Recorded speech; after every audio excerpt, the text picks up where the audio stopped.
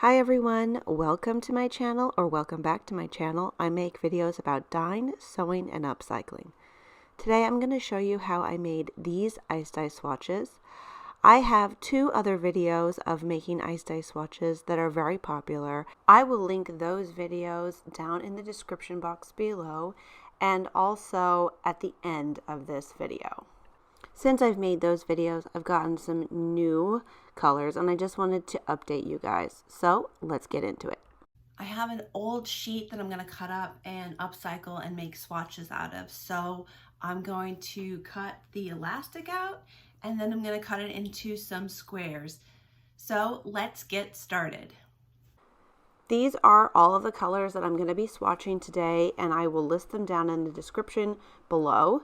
They're all from dharmatrading.com. Let me know, what are your favorite colors for ice dyeing? These are just some of my favorites, and I'm always curious to know. The next step is making little cups. Each swatch is going to get its own cup, and I want it to have drainage. So I'm just using these plastic cups and making little holes in the bottom. Then I'm going to add all of my swatches to my soda ash solution. This is probably about half a gallon of water and 2/3 of a cup of soda ash. I'm going to let it soak for 20 minutes. Next, I'm going to get my ice ready, and I will list all the supplies that I used down in the description below in case you want to make your own swatches. Okay, you guys, so now I'm going to put my pieces of fabric into my containers and get them set up for the ice dye.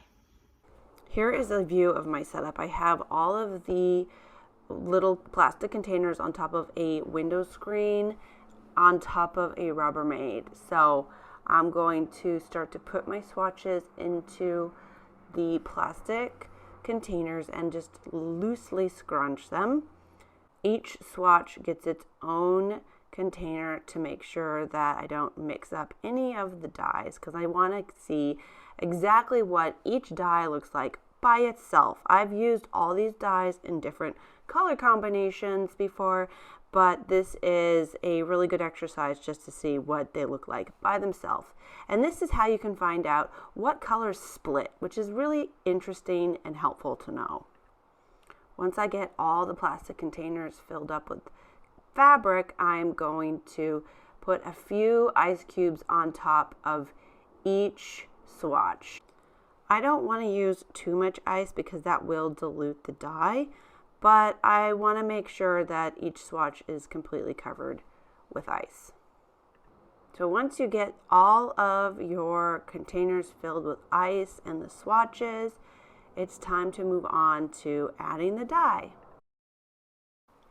Now I'm adding the dye, and I'm using a clean plastic knife for each color so I don't contaminate my colors. I like to make sure that I keep everything as tidy as possible. So I'm just adding a little bit of dye on top, and then I'm going to take a Post-it and record what colors are in each row. This is really important so you don't mix up what colors are what. If you're interested in learning more about different kinds of dyeing and ice dyeing, I have multiple classes on Skillshare. They're listed down in the description below. Skillshare is a great platform for learning all kinds of skills, and I watch Skillshare classes all the time. I really love being a member.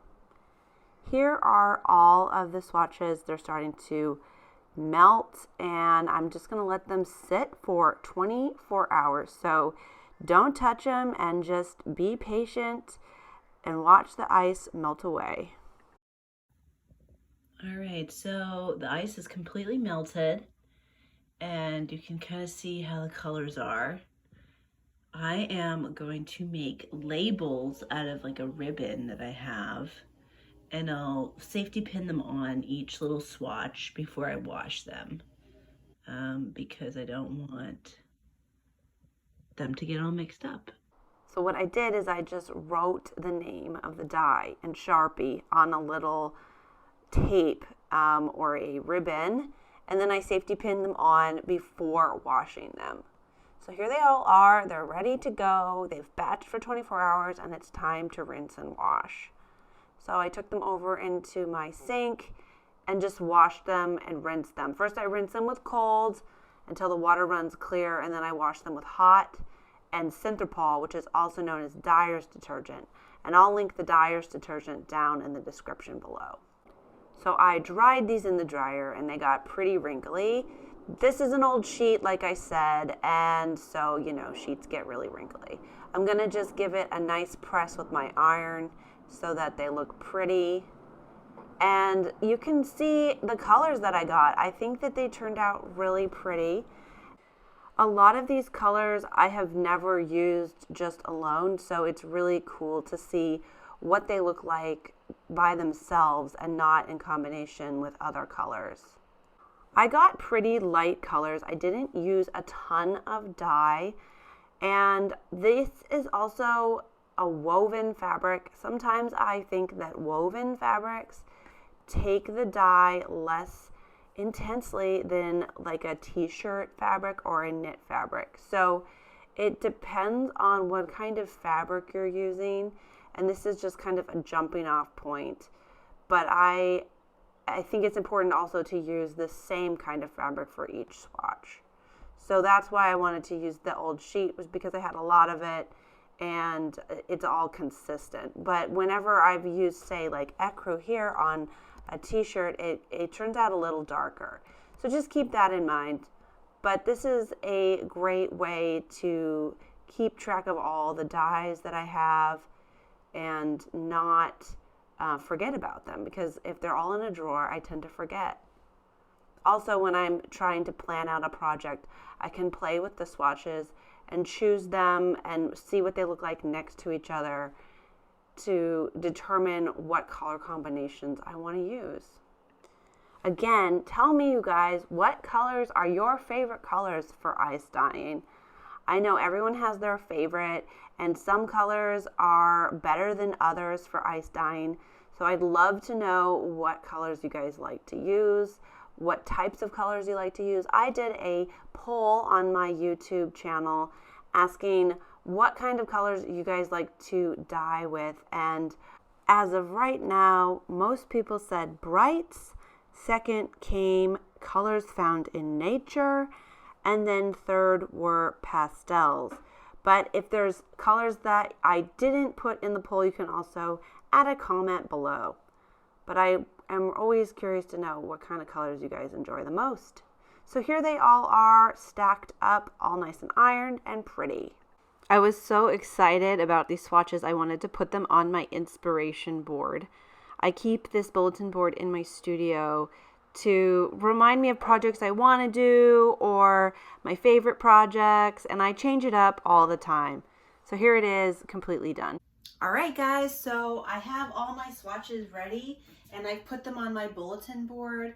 I just have them in color order, and I think they look really pretty like this, and they're sort of like reminding me of the colors that I have, and I can keep these and just reference them in the future. If I run out of the dye and I need more, I can just go and order more. This is just a great way to keep organized, because you know, my dyes are not this organized. This is like a really pretty way of keeping everything organized. So anyway, I'm really pleased with my collection.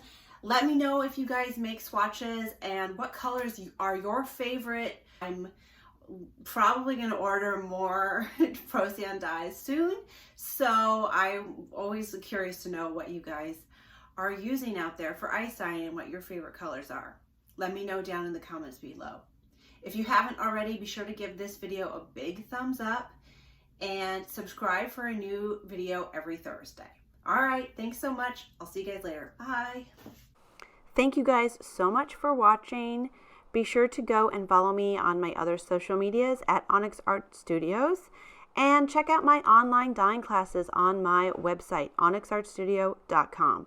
You can also sign up for my mailing list so you never miss a new date or a new class.